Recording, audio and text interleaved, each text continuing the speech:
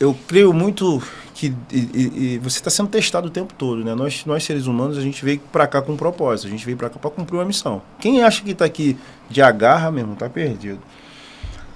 Vai ficar buscando a existência o tempo todo e vai entrar em depressão. A gente veio para cá para cumprir um propósito. Quando eu entrei no BOP em 2009, eu tive uma ocorrência, minha primeira ocorrência, né? Um confronto, troca de tiro, aí caiu um fuzil e uma pistola, né? E dois elementos, infelizmente, vieram a óbito. 9 anos depois, eu fui acionado pelo Ministério Público, né? Isso aonde? No 39? Não, no BOP. No BOP mesmo. Em 2009, isso. 9 anos depois, estando lá no 2019, eu ainda estava no 2017, na verdade, 2017, 18 e 17, eu fui acionado pelo Ministério Público. E aí, né, ele puxou essa ocorrência.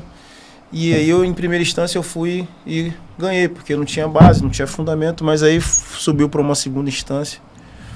E aí mandou se rever o caso. E aí, cara, o que acontece? Nós somos profissionais, né? A gente faz tudo dentro de uma lei, senão estava todo mundo, né, sob júdice. Porque a quantidade de ocorrência que se faz é muito grande, cara. Porque, infelizmente, a violência está muito grande. E a gente chega num lugar e você tem qualquer favela do Rio de Janeiro que você chegar, você vai ser recebido a tiro. E lá, rechaçar a injusta agressão é o que a gente tem, né? Tá na Constituição, a gente está em prol da vida da gente e de outros, né? Pô, cara, e quando eu fiquei sabendo que eu estava sendo sob júdice, né, por causa de uma ocorrência de 8 anos atrás, cara, meu psicológico abalou, mas de uma tal forma que eu queria parar. Eu falei assim, cara, não acredito, eu fiz uma ação legítima, eu cumpri com o que tinha que fazer, eu fiz tudo direito. Mesmo sendo recruta, eu estava assessorado por uns caras que me orientaram, fizeram de forma... Mesmo entregando minha vida, porque foi no Alemão, cara, foi no Sereno, uma favela extremamente perigosa, debaixo de tiro, cara, uma patrulha, um efetivo pequeno para a época. Eu falei assim, eu fiz tudo certo, meu. E por que eu estou sendo, né... por que estão me imputando isso? Aí eu fiquei, cara, ali com aquela coisa na cabeça, pô... Trabalhava, mas você sempre com medo. Por quê? Porque se você tiver medo na hora de tomar uma decisão, pode ser o momento entre a sua vida e sua morte. Você tem que ter certeza do que você vai fazer.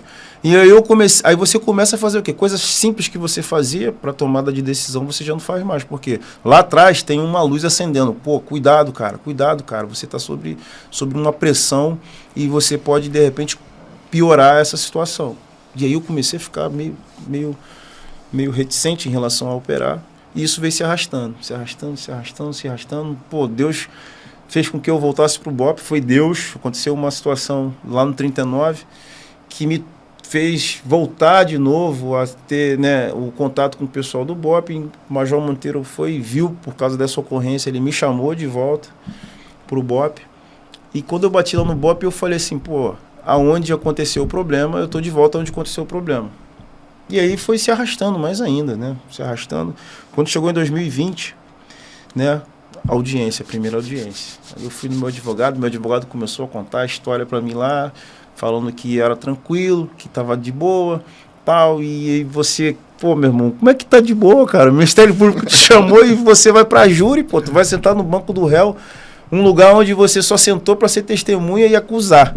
Você agora vai sentar num lugar onde você é o réu, você vai ser imputado. E se der ruim, meu irmão, é lá em cima. E aquilo ali me moendo, eu conversando com Deus, eu falei, caraca, pô, mas eu fiz certo e tal. E quando chegou, acho que foi 2020 ou 2021, eu fui lá sentar lá no banco do réu. Pô, e ali eu botei a farda do BOP e falei assim, não, cara, eu vou fardado, irmão. Vou fardado porque eu estava em serviço, eu fiz algo de serviço, eu fui legitimado pelo meu comandante, eu cumpri uma missão que tinha uma ordem de serviço, eu fiz o que deveria ter sido feito, assumi a responsabilidade, né? E tô aqui, e vou lá, e sentei lá.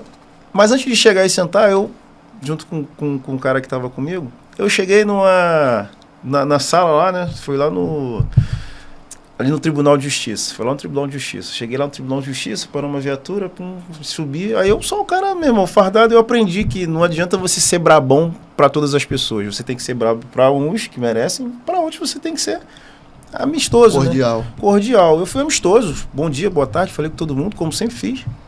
Tinha um senhorzinho sentadinho lá no cantinho, com a perninha cruzada, um papelzinho no bolso aqui assim, né? Aí eu falei, tudo bem, meu senhor? Boa tarde, boa tarde. Aí eu falei com ele, sentei. Aí perguntei ao cara, que hora que é o evento aí? Aí o cara falou, pô, tu já tá quase na hora. Aí tu tinha que sentar lá naquele plenário, né? Aí tinha os juiz, promotor e tudo mais, tu tinha que sentar naquele banquinho lá, chato, lá no meio de todo mundo para ser ouvido. Mas antes disso, eu sabia, eu tinha só visto. Antes disso, eu tô parado assim, aí o coroinha levantou, veio na minha direção, pegou um papel. Só tava você, só foi tava eu, você. o cara, eu que tava comigo, meu parceiro, que tava tinha mais acusado junto comigo. Sim. Eu e somos 2 acusados, né? E tinha as testemunhas. Então, uma dessas testemunhas eu não sabia, mas era o coroinha. O senhor lá, né, com todo respeito. O senhor veio na minha frente, falou assim, com o papel na mão, olhou assim o papel. Você que é o Wallace? Wallace, sim, assim, assado? Eu falei assim, sou sim, senhor. Ah, tá, você tá na ocorrência da morte do meu filho? Aí eu, caraca, mano, meu coração bateu, eu falei assim, é o senhor que é o pai do menino que faleceu? Ele falou assim, sim, sou eu, sim, foi você que matou meu filho? Eu falei assim, eu olhei pra ele assim, levantei, assim, infelizmente, eu vou ter que falar pro senhor que eu cumpri com o meu serviço. Eu fiz o que eu tinha que fazer naquela hora lá, né? Sinto muito por ter sido seu filho, mas eu fui cumprir a lei, eu estava representando o Estado. Ele, não, meu filho, eu não estou te criticando, não. Não, eu estou falando isso porque eu só queria saber o horário, porque eu já estou aqui um tempinho, mas eu não estou te criticando, não. Você fez o certo, meu filho. O meu filho, ele não foi um bom filho. Eu tenho 2 filhos. Um é engenheiro e ele, né, morreu pelo tráfico, na verdade. Foi o tráfico que matou meu filho, não foi você não, foi o tráfico que matou meu filho. Eu já não aguentava mais, a mãe dele, depois que morreu, sentiu um alívio. Então, você só fez o que você tinha que fazer, ele deu tiro no Estado, você só se defendeu. Então, não fica preocupado não, vai dar tudo certo. Aí eu falei assim, caralho, Aí ele me deu confiança, porque eu já estava, lógico, cara, você se sente desconfortável com uma situação dessa. Aí ele ficou ali, eu não quis mais conversar, eu fiquei ali fazendo minhas orações, né, conversando com Deus. Eu já estava muito, né, nessa minha vertente de estar ali, né, conversando com Deus o tempo todo. E eu perguntando para Deus o que eu tinha que aprender ali, né? O que eu tinha que aprender ali naquele momento. Hoje eu pergunto tudo que eu tenho que aprender. E aí chamou a gente, né? Aí começou, ele sentou lá, aí o juiz chegou, perguntou o que ele sabia. Aí ele falou que não sabia de muita coisa, mas sabia que o filho dele portava uma pistola. Eu falei, né? Portava uma pistola, que o filho dele andava com uma pistola realmente, que o filho dele fazia parte do tráfico, o filho dele ele já sabia que a qualquer momento ele podia morrer, que o filho dele podia morrer. E o juiz falou que se ele... perguntou as considerações dele, ele falou assim, não tem nada a declarar, meu filho só morreu porque ele não obedeceu, porque eu tenho um filho que hoje é um homem de bem, e tenho ele que morreu, que trazia prejuízo para mim e para minha esposa. Aí o juiz, você não tem mais nada a declarar? Então tá bom. Aí ele olhou assim, levantou, veio na minha direção, eu estava sentado lá no banco lá do IGEL lá, ele veio na minha direção, apertou minha mão e falou assim, meu filho, pode ficar tranquilo que vai dar tudo certo, você só fez a sua parte. E falou isso para todo mundo ouvir que estava lá dentro da sala de aula. Ele alegou na frente do juiz e da promotoria que ia dar tudo certo para mim, né? Ia dar tudo certo para o colega que estava lá sob júdice também.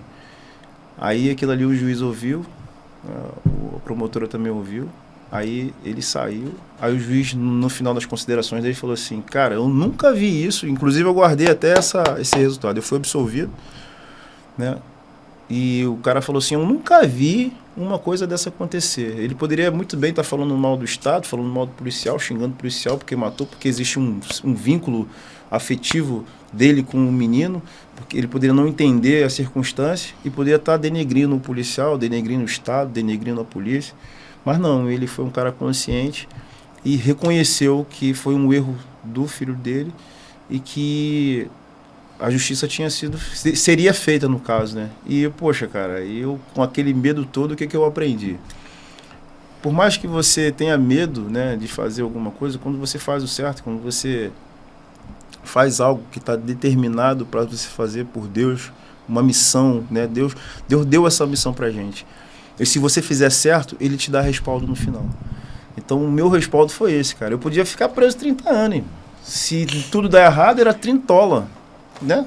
Excedendo aí alguma coisa. E até a ver com a numérica, né? Eles pegava 26 e tudo. Eu não tive. Mas graças a Deus, cara, cara, aprendi muito com essa ocorrência. Essa ocorrência foi uma ocorrência onde eu entendi que realmente eu estava fazendo o que eu nasci para fazer, né? Eu nasci para ser operações especiais e cumprir com esse papel que eu cumpro social hoje. E entendo que isso me tornou mais forte nesse cumprimento desse dever.